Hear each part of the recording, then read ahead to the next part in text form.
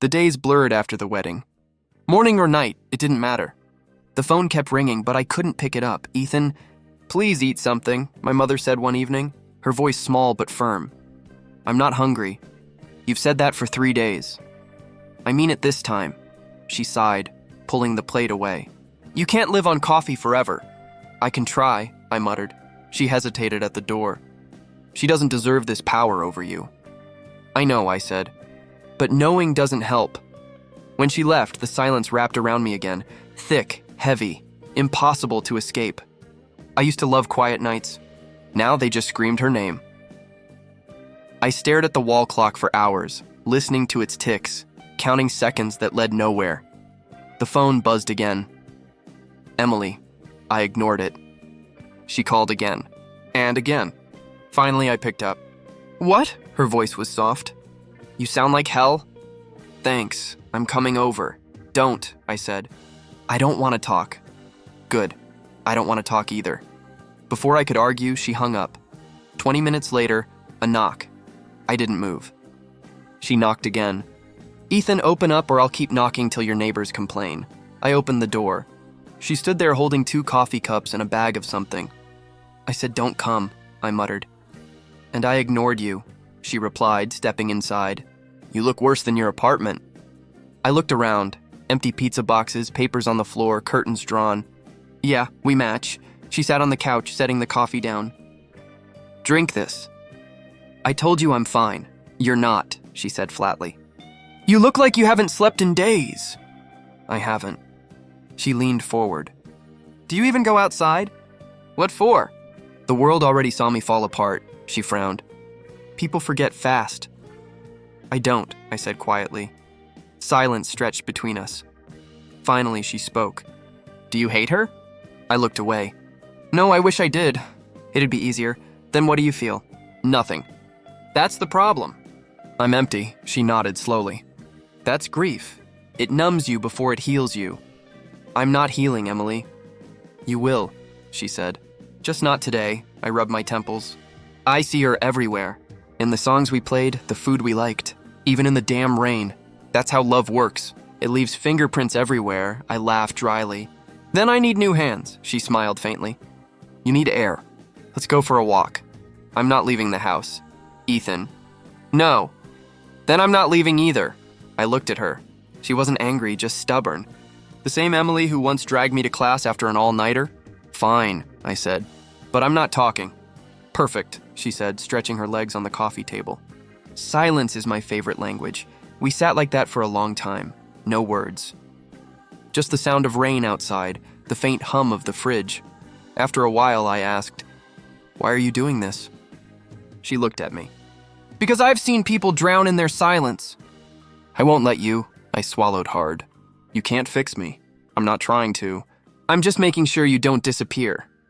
Her words cut through the fog in my head. She pointed at the guitar leaning against the wall. "You haven't touched that in months." "I can't." "Play something." "No. Come on. One song. Emily, please." I picked it up reluctantly, strummed once, then stopped. "It sounds off." "So do you," she said gently. That made me laugh for the first time in months. It felt strange, broken, but real. "There it is," she said softly. "The guy I used to know. He's gone. He's still here," she whispered. "Just hiding." The room went quiet again. I put the guitar down. "Do you ever think I'll stop feeling like this?" I asked. "Yes," she said. "But only when you stop measuring yourself by what she did." I looked at her. "How do I do that?" "You start small," she said. "Wake up, eat, breathe, repeat. One day at a time." I leaned back. "Sounds boring." "It's survival," she said. "And it's enough." She stood up. "I'm leaving the coffee. Don't throw it away." "Emily?" I said, stopping her. "Thank you," she smiled. "You'll feel the sun again someday, Ethan." After she left, I sat staring at the closed door. Her words echoed in my head. "You'll feel the sun again someday." The rain had stopped. The silence wasn't gone, but it felt lighter, less cruel. I turned on the lamp, picked up my phone, and deleted Lena's contact. For the first time since that day, I whispered to the empty room, "Maybe someday." I didn't believe it yet. But the moment I said it, something inside me shifted. A small crack in the wall I'd built around myself. And for a brief second, I thought I could almost feel the sun. The days blurred after the wedding. Morning or night, it didn't matter. The phone kept ringing, but I couldn't pick it up. "Ethan, please eat something," my mother said one evening, her voice small but firm. "I'm not hungry. You've said that for 3 days." "I mean it this time," she sighed, pulling the plate away. "You can't live on coffee forever." "I can try," I muttered. She hesitated at the door. "She doesn't deserve this power over you." "I know," I said, "but knowing doesn't help." When she left, the silence wrapped around me again, thick, heavy, impossible to escape. I used to love quiet nights. Now they just screamed her name. I stared at the wall clock for hours, listening to its ticks, counting seconds that led nowhere. The phone buzzed again. "Emily." I ignored it. She called again, and again. Finally, I picked up. "What?" Her voice was soft. "You sound like hell." "Thanks, I'm coming over." "Don't," I said. "I don't want to talk." "Good. I don't want to talk either." Before I could argue, she hung up. 20 minutes later, a knock. I didn't move. She knocked again. "Ethan, open up or I'll keep knocking till your neighbors complain." I opened the door. She stood there holding 2 coffee cups and a bag of something. I said, "Don't come," I muttered. "And I ignored you," she replied, stepping inside. "You look worse than your apartment." I looked around. Empty pizza boxes, papers on the floor, curtains drawn. "Yeah, we match." She sat on the couch, setting the coffee down. "Drink this." "I told you I'm fine." "You're not," she said flatly. "You look like you haven't slept in days." "I haven't." She leaned forward. "Do you even go outside?" "What for?" "The world already saw me fall apart," she frowned. "People forget fast." "I don't," I said quietly. Silence stretched between us. Finally, she spoke. "Do you hate her?" I looked away. "No, I wish I did. It'd be easier. Then what do you feel?" "Nothing." "That's the problem." "I'm empty," she nodded slowly. "That's grief. It numbs you before it heals you." "I'm not healing, Emily." "You will," she said. "Just not today." I rubbed my temples. "I see her everywhere. In the songs we played, the food we liked, even in the damn rain. That's how love works. It leaves fingerprints everywhere." I laughed dryly. "Then I need new hands," she smiled faintly. "You need air. Let's go for a walk." "I'm not leaving the house." "Ethan." "No." "Then I'm not leaving either." I looked at her. She wasn't angry, just stubborn. The same Emily who once dragged me to class after an all-nighter? "Fine," I said. "But I'm not talking." "Perfect," she said, stretching her legs on the coffee table. Silence is my favorite language. We sat like that for a long time. No words. Just the sound of rain outside, the faint hum of the fridge. After a while, I asked, "Why are you doing this?" She looked at me. "Because I've seen people drown in their silence." "I won't let you." I swallowed hard. "You can't fix me. I'm not trying to. I'm just making sure you don't disappear." Her words cut through the fog in my head. She pointed at the guitar leaning against the wall. "You haven't touched that in months." "I can't." "Play something." "No. Come on. One song. Emily, please." I picked it up reluctantly, strummed once, then stopped. "It sounds off." "So do you," she said gently. That made me laugh for the first time in months. It felt strange, broken, but real. "There it is," she said softly. "The guy I used to know. He's gone. He's still here," she whispered. "Just hiding." The room went quiet again. I put the guitar down. "Do you ever think I'll stop feeling like this?" I asked. "Yes," she said. "But only when you stop measuring yourself by what she did." I looked at her. "How do I do that?" "You start small," she said. "Wake up, eat, breathe, repeat.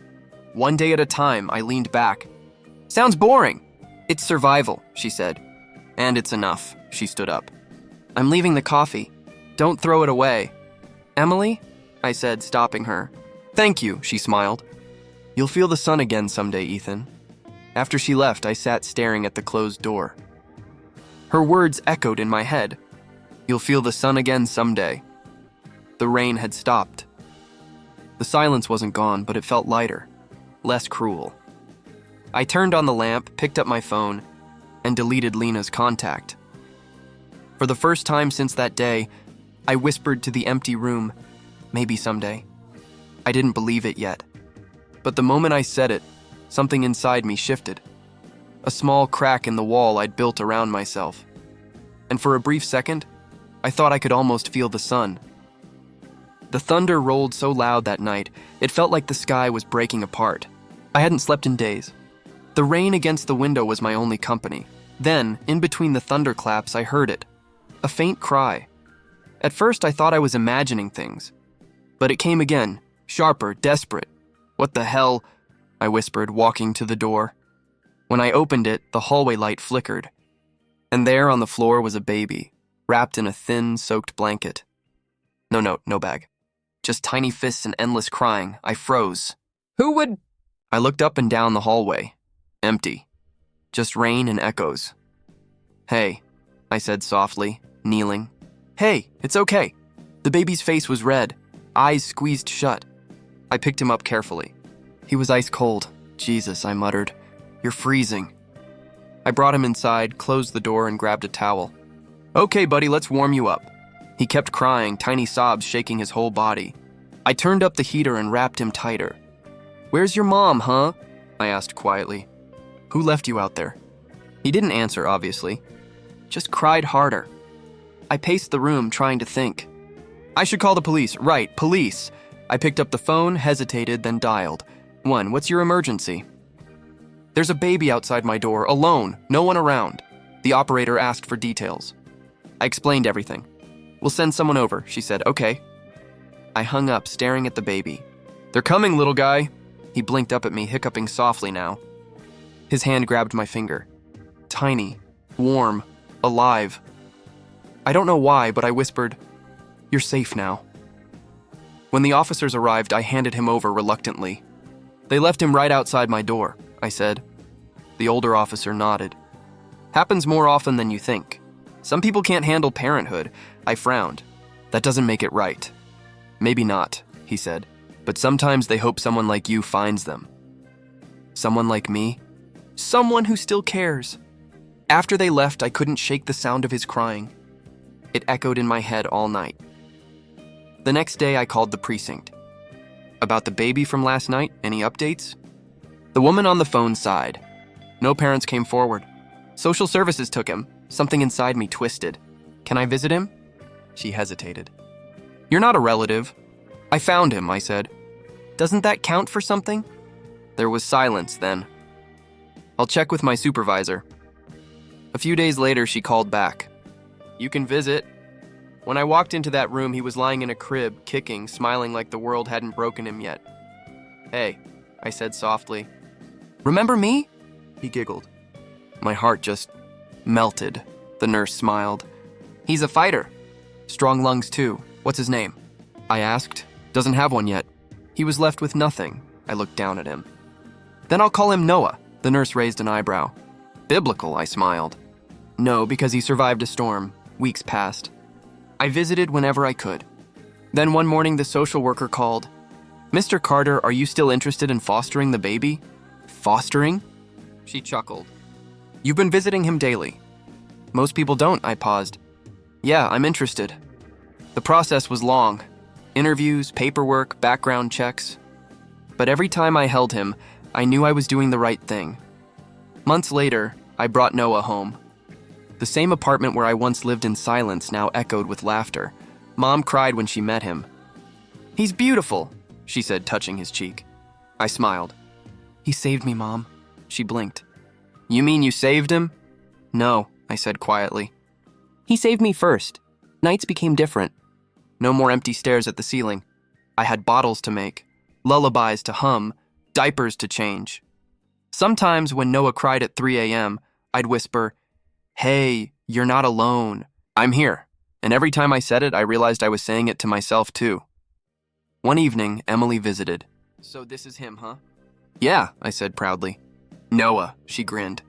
"He's cute. You look alive again," I laughed. "Haven't heard that in a while." "You're smiling, Ethan. That's new." I shrugged. "Guess he's contagious." She leaned on the counter. "You ready for all this?" "I have no idea," I said. "But for once I want to try," she smiled.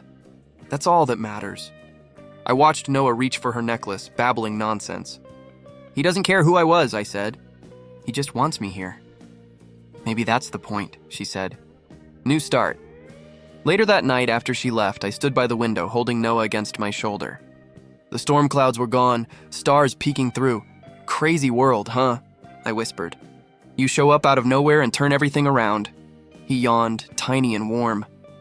I smiled. Don't worry, I'm not going anywhere. I thought about my life, the silence, the pain, the emptiness Lena left behind. And I realized something. Love doesn't always come the way you expect. Sometimes it cries outside your door in the middle of a storm. Noah stirred, his hand clutching my shirt. Yeah, I whispered. You're staying, kid. I laid him down gently in his crib, watching him breathe. The room was quiet again, but this time, it felt peaceful. I turned off the light and sat beside him, whispering to the dark. This time, I'll build something that lasts. And for the first time in years, I believed it. 4 years passed like a quiet echo. My days were filled with blueprints, late-night sketches, and the sound of Noah's laughter. Dad, look! He'd shout, building towers with toy blocks beside my drafting table. Careful, architect, I'd laugh. Your foundation's crooked. He grinned, knocking them over on purpose. The sound of those blocks falling was chaos, but it was the kind I loved. By then, I'd built something real, a small design studio downtown. David, my partner, handled the business side while I handled the designs. Life was simple, predictable, peaceful. Until the afternoon the past walked through my door, I was bent over a floor plan when David's voice came through the intercom. Ethan, there's someone here to see you. Says it's important. Who is it? She didn't say, but she looks nervous. Send her in, I said absently, still drawing. The door opened, footsteps hesitating on the polished floor. I didn't look up until I heard a voice I hadn't heard in years. Hi, Ethan. My pencil slipped from my hand. I looked up slowly. Lena. Her hair was shorter now, dark circles beneath her eyes. She looked older, thinner, like the world had taken more from her than she could give back. Lena. The word tasted strange in my mouth. She gave a faint smile. You look different. So do you. I heard about your studio, she said softly. You're doing well. Why are you here? She took a shaky breath. Ryan left me. I said nothing. He cheated, she added. With someone younger. I lost everything. Him, the apartment, the business, everything. I leaned back in my chair, studying her. You came all this way to tell me that? Her eyes filled. I came to apologize. I was stupid. I didn't know what to feel. Anger, pity, maybe both. 4 years, Lena. You vanished without a word and now you're sorry? I didn't know how to face you, she whispered. I thought I was doing what was best for me. And was it? Her silence was my answer. I stood, walking around the desk. You left me standing in front of 100 people. You broke me. You don't just get to show up and say sorry. She looked down, her voice trembling. I know, I deserve that. No, I said. You deserve to live with it, she flinched. I've been living with it every day. Good, I said quietly. Then you know how it feels. She stepped closer. Ethan, please. I didn't come to fight. I came because I miss you. Miss me? I laughed bitterly. You didn't just leave me, Lena. You erased me. I thought I'd be happier, she said. Ryan promised me everything. And when it fell apart, I realized that karma's real. I interrupted, her lips trembled. That I never stopped loving you. The words hung in the air like a bad smell. I turned away, hands tightening at my sides. Don't, I said. Don't use that word with me again. Tears filled her eyes. I'm not lying. You don't get to say that. You lost that right, she took a step closer. I'm not asking you to forgive me. I just want to talk. You're doing a lot of that already. Ethan, please, she whispered. I want us back. I turned, staring straight into her eyes. Back? There is no us, Lena. You buried that with your goodbye message. I made a mistake. No, I said. You made a choice. She covered her face, crying. I don't know what I was thinking. You were thinking about yourself, I said. You always were. She looked up at me, mascara running. I don't blame you for hating me. I don't hate you. Then what do you feel? I hesitated. Nothing. And that's worse, isn't it? Her breath hitched. You used to love me so much. I did, I said. Until you taught me not to. The silence that followed was suffocating. Finally, she whispered, "Do you have someone else?" I frowned. "Why does that matter? I just need to know if you moved on." I almost laughed. "You mean, did I replace the woman who destroyed me?" "No, I didn't. I built a life instead." Her gaze dropped to the framed picture on my desk, me and Noah covered in paint, smiling at the camera. "You have a kid?" She said softly. "Yeah, yours?" "Mine," I said firmly. "In every way that matters." Her voice cracked. "He looks like you. He looks like someone who deserves better than lies." She nodded slowly. "I don't expect you to forgive me." "Good," I said. "Because I won't," her lip quivered. "Ethan, I still..." "Don't," I cut in. "You had 4 years to say what you're saying now." "You chose silence." She tried to smile, but it broke halfway. "You've changed." "I had to. I miss who you were." "I don't," I said. He was naive. She took a deep breath. "Can we start over?" "No," I said. "You can start over." "I already did." Her eyes filled again. "You really won't give me another chance?" "I gave you one," I said quietly. "You threw it away before the ceremony even started." She stared at me for a long moment, then turned toward the door. "I'm sorry, Ethan." "I know," I said. "But sorry doesn't rebuild what you burned." She paused, hand on the handle. "I hope someday you'll forgive me." "Maybe," I said. "But not for you, for me." She nodded once and walked out. The door clicked shut. The office went silent. David poked his head in a moment later. "That looked intense," I exhaled slowly. "You have no idea. Old ghost?" he asked carefully. "Yeah," I said, staring at the door. But this time I didn't let it haunt me. The following week she came back. I saw her reflection on the glass door before I even looked up. "Ethan," she said softly, "can we talk?" I sighed, setting my pen down. "You're persistent, please." "Just 5 minutes." 5 minutes, I said. "Then you walk out and this ends." She closed the door behind her. "I've been thinking about us." "There is no us, Lena." "There could be," she said quickly. "If you'd just admit how you pushed me away back then." I blinked. "Excuse me?" "You made me feel trapped," she continued. "You were too serious, too intense." I panicked. I laughed. I actually laughed. "You left me on my wedding day, and now you want me to apologize for being... committed?" "I didn't mean it like that," she said, biting her lip. "No, go on," I interrupted. "Tell me how my loyalty was the problem," she flinched. "Ethan, please don't twist my words." "I don't have to." "They twist themselves." She stepped closer. "If you could just say you're sorry for how things went wrong, maybe we could try again." "Wait," I said slowly. "You'll marry me if I apologize?" Her eyes flickered. "If you could own your part, yes." I stared at her, trying to understand the insanity of it. "So after everything, I'm the one who owes you an apology?" She crossed her arms. "We both made mistakes." I leaned forward. "Mine was loving you." Her expression hardened. "You're being cruel." "No," I said calmly. "I'm being honest." "You're confusing guilt with love," she sighed. "You've changed. Change happens when someone tears you apart." "Ethan..." "No, listen," I said, standing. "You walked away and didn't look back.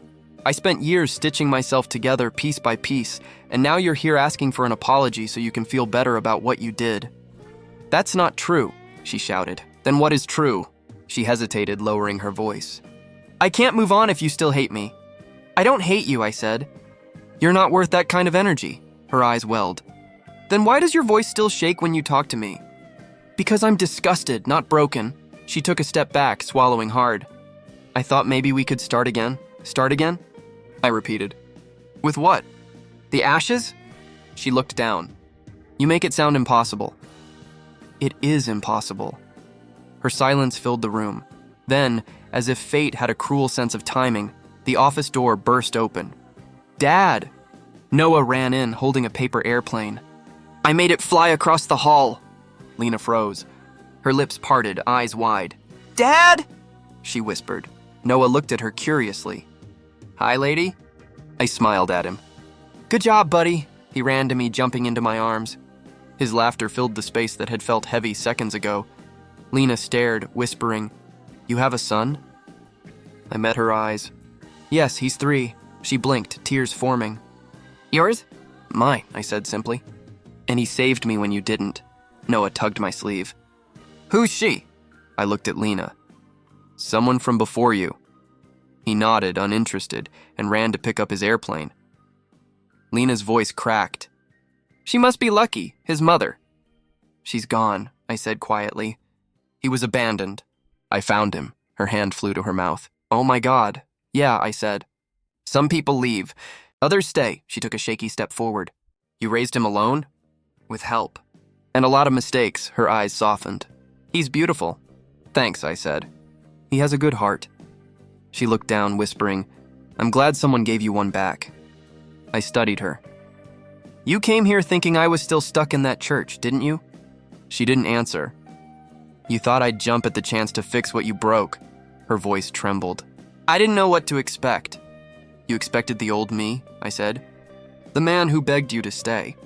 But he's gone, she wiped her eyes. I didn't realize how much I hurt you. You didn't hurt me, I said. You ended me. There's a difference, she whispered. Can you ever forgive me? Maybe, I said. But not today, her voice cracked. Then what do I do? You live with it, I said softly. Like I did, she shook her head. I can't. You can, I said. You just don't want to. Noah came running back. Dad, I'm hungry. All right, buddy. Let's get lunch. He grabbed my hand. Lena's gaze followed us, tears spilling. You really moved on? I had to, I said. Some people drown. Some learn to swim, she whispered. I wish I'd stayed. I don't, I said. You'd have ruined this too, she winced. You think that little of me? I think you never knew what love meant, I replied. She looked away. Goodbye, Ethan. For good this time? She nodded weakly. For good. As she reached for the door, I added, Lena. She turned. I hope you find peace, I said. Not here, just somewhere. Her lip trembled. You already have, haven't you? I looked down at Noah, who was humming to himself, carefree and safe. Yeah, I said. Right here. She lingered a moment, then left. The click of the door was quiet, final. Noah tugged at me again. Dad, can we get fries? I smiled. Absolutely. As we walked out, I caught our reflection in the glass. Me, holding his hand, sunlight on his hair. For the first time, I saw it clearly. The past wasn't chasing me anymore. It was behind me, fading like a bad dream, and I never needed an apology to wake up from it. The next morning, Margaret showed up at my apartment unannounced. She never knocked twice. Ethan, she said, walking straight in. She came to see me. I looked up from the cereal bowl in front of me. Lena! She wanted to talk about you. I sighed. What did she say? That she made a mistake. Original, I muttered. Did she cry too? She did, Mom said sharply. But I didn't care, I set my spoon down. You shouldn't have even let her in. She was already sitting on the porch when I got home. I couldn't exactly kick her down the steps. You could have tried, I said. Mom frowned. You think bitterness makes you strong, but it doesn't. Neither does reopening old wounds. She sat opposite me. She asked about Noah. I froze. What about him? She wanted to know if he was yours. My jaw tightened. And what did you tell her? I told her the truth, Mom said calmly. He isn't your blood, but he's more your son than anyone else's ever will be. I nodded slowly. Good. She looked like she'd been slapped, Mom added. Then I said something else. Mom, I told her you left a man who learned how to love again without you. I stared at her. You actually said that? Her eyes softened. I did, and I meant every word. For a long time, neither of us spoke. The quiet wasn't awkward, it was full. Full of everything we didn't need to explain. After she left, I sat on the couch watching Noah build towers again. Higher, Dad, he said, stacking blocks. Easy, buddy, I smiled. Gravity's watching. He laughed, knocking them over. The sound made something inside me unclench. That evening, I found myself driving to Dr. Lewis's office. I hadn't seen him in months, not since the sleepless nights had ended. He greeted me with his usual half-smile. Ethan Carter. I was starting to think you finally ran out of things to say. Not quite, I said, sitting down. Someone came back. Lena? Yeah. He leaned back in his chair.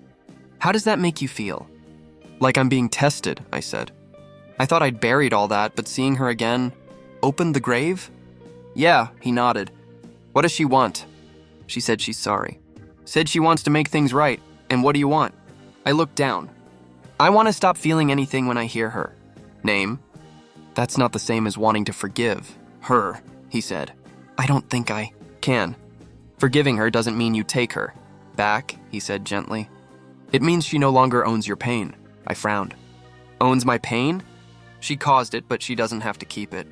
You're the one choosing to carry it now. I leaned forward, elbows on my knees. So forgiveness isn't for her. It's never for them, he said. It's for you. I sat in silence for a moment, letting the words sink in. He continued. You've built a life, a son, a purpose. Do you really want her ghost following you through all that? I shook my head. No. Then let her go properly this time, he said. Not out of anger, out of peace. I took a deep breath. I'll try. That's enough, he said.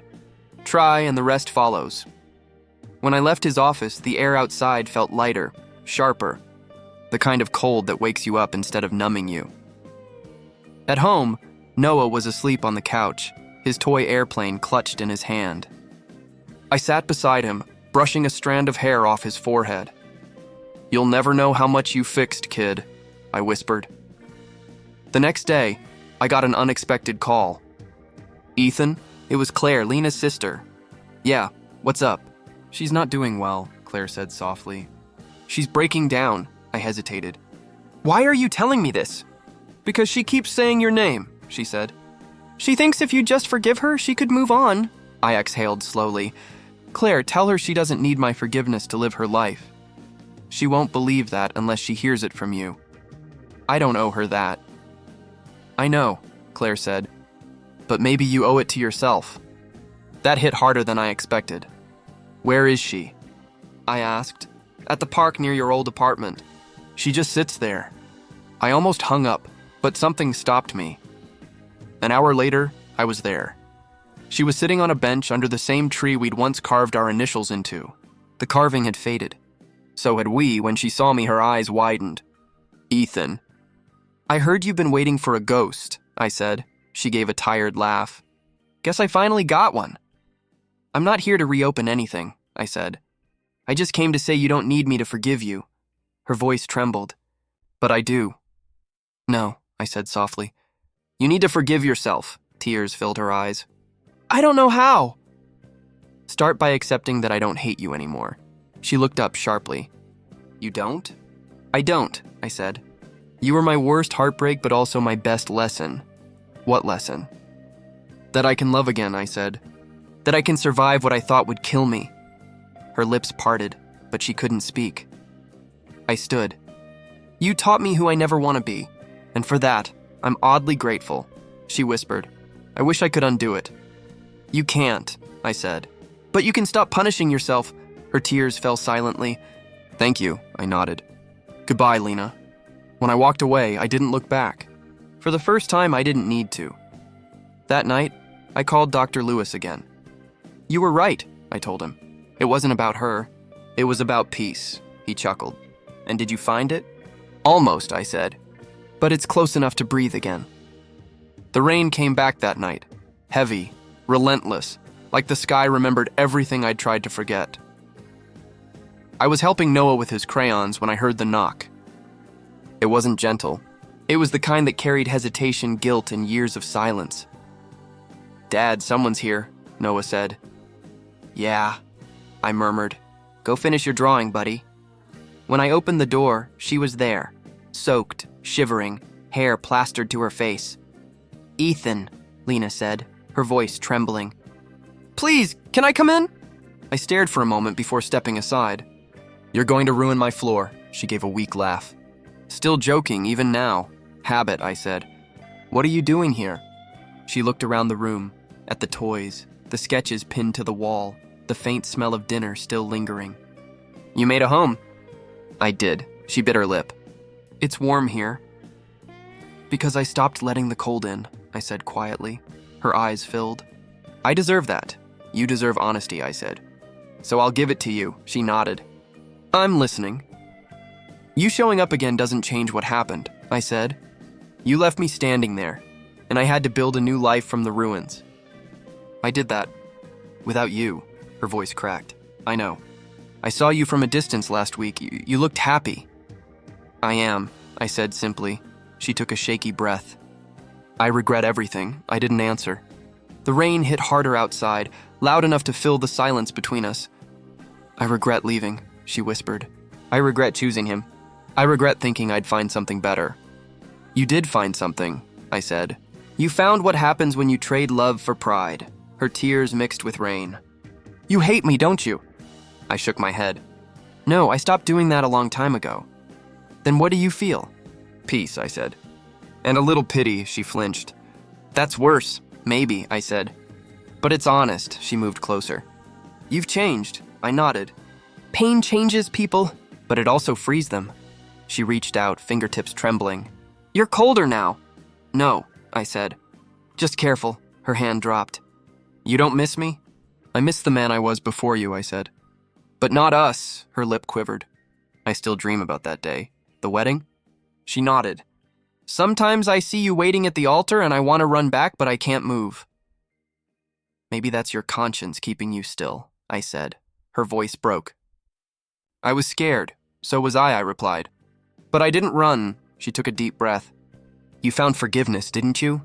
I found freedom, I said. Forgiveness was part of the package. She smiled weakly. You talk like someone who's healed. Mostly, I said. The scars are just proof that I did. She looked toward the hallway where Noah's laughter echoed faintly. He's the reason, isn't he? He's a reason, I said. But not the only one. I'm the other. Her voice softened. He's beautiful. He's my world, she nodded. I wish I'd met him before. Everything. You couldn't have, I said. The man who found him didn't exist until you left. She stared at the floor. You found yourself without me. Exactly. I thought love was supposed to complete people, she said. It's not, I replied. It's supposed to complement them. You can't complete something you broke. She let out a shaky breath. I thought you'd yell at me. Yelling means I still care, I said. I don't, she swallowed hard. You're cruel in such a gentle way. No, I said. I'm just done bleeding. The thunder rumbled again. She turned toward the door. You really won't give us another chance? There's no us, Lena, I said quietly. You walked out of that version of me. There's nothing left to fix. She closed her eyes. I ruined the best thing I ever had. Maybe, I said. But sometimes losing someone like you is how I found myself. Her breath caught. That's beautiful. It's the truth. She stepped back toward the door. I'm sorry. I know. I mean it this time. I believe you, I said. But it doesn't change anything. Her eyes searched mine, desperate for something that wasn't there. What if I can't forgive myself? Then keep walking until you can, I said. But not here. Tears slid down her cheeks. You really have moved on, I nodded. Finally. Does it ever stop hurting? When you stop asking why it happened, I said. Some things just end. She reached for the handle, then turned back one last time. You were right. Karma's real, I shrugged. Maybe it's just timing catching up. She laughed through tears. You sound like someone else. I am, I said. And I like him better. The rain thundered against the doorway. She hesitated, then whispered, Goodbye, Ethan. For good this time? She nodded slowly. For good. I watched her step into the storm. Her silhouette blurred under the streetlight, then disappeared into the rain. Noah called from the hallway. Dad, who was that? Just someone I used to know, I said.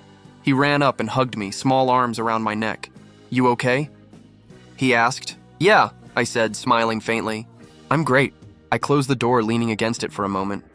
The silence felt different, not empty, just clean. I looked out the window. The rain was still falling, but it didn't sound sad anymore. She walked away this time, and I didn't chase her. I didn't need to, because for the first time she was gone. And I was finally home. The sky looked different that morning, softer, warmer. I stood by the school gate watching Noah run across the field, his backpack bouncing behind him. Dad, look! He shouted, waving a paper airplane. It flew farther than yours, I smiled. Beginner's luck, he grinned. No, I'm just better. Keep dreaming, champ. He laughed and ran off again, chasing the wind. I leaned against the fence, feeling something I hadn't felt in years. Peace. Emily appeared beside me, holding 2 cups of coffee. "You look proud." "I am," I said. "He's growing too fast," she sipped her drink. "That's what kids do. They make you wish time had a pause button." "Yeah," I said, watching him race his friends. "He makes everything else feel small," she smiled. "Even the pain?" "All of it," I said. "It's funny. I used to think healing meant forgetting. Turns out it just means remembering differently." Emily nodded. "You sound like Reverend Paul," I chuckled. "He's been giving you sermons again?" "He told me something last Sunday," she said. "That peace doesn't always roar. Sometimes it just sits quietly beside you," I smiled. "He's right." "That's what this feels like." She looked at me. "You ever think about her anymore?" "Sometimes," I said honestly, "but it's not the same. The anger's gone. So is the ache. Now it's just a memory that doesn't hurt." "That's rare," she said softly. "Most people carry ghosts forever." "I buried mine," I said. "And for once I didn't leave flowers." She laughed quietly. "You're dramatic, Ethan. I had a good teacher, Heartbreak." She nudged my shoulder. "And now I have a better one, love," she smiled. "Noah's lucky. I'm the lucky one," I said. "He found me when I didn't even know I needed saving." The school bell rang and kids started lining up. Noah waved from a distance. "Dad, don't leave!" I shouted back. "Wouldn't dream of it." Emily chuckled. "You've come a long way from the guy who lived in silence." "I guess silence had to teach me first," I said. "It's where I learned to listen, to myself, to life, to what stayed when everything else left." She nodded. "So what's next for you?" I thought about it. "Nothing big. Just living. That's enough." "That's new," she said with a smile. "You used to chase perfection." "I used to chase people too," I said. "Now I just walk beside the ones who stay." We watched the children disappear into the building. The wind picked up, scattering leaves across the field. "You know," I said, "I used to hate mornings like this. The light felt cruel, like it was mocking me for surviving. And now it feels like a promise." She looked at me, her voice quiet. "I'm proud of you," I smiled. "You should tell that to my therapist." "I already did," she laughed. "Dr. Lewis says you're one of his success stories. Guess he taught me how to stop carrying other people's storms and start watching the sunrise instead."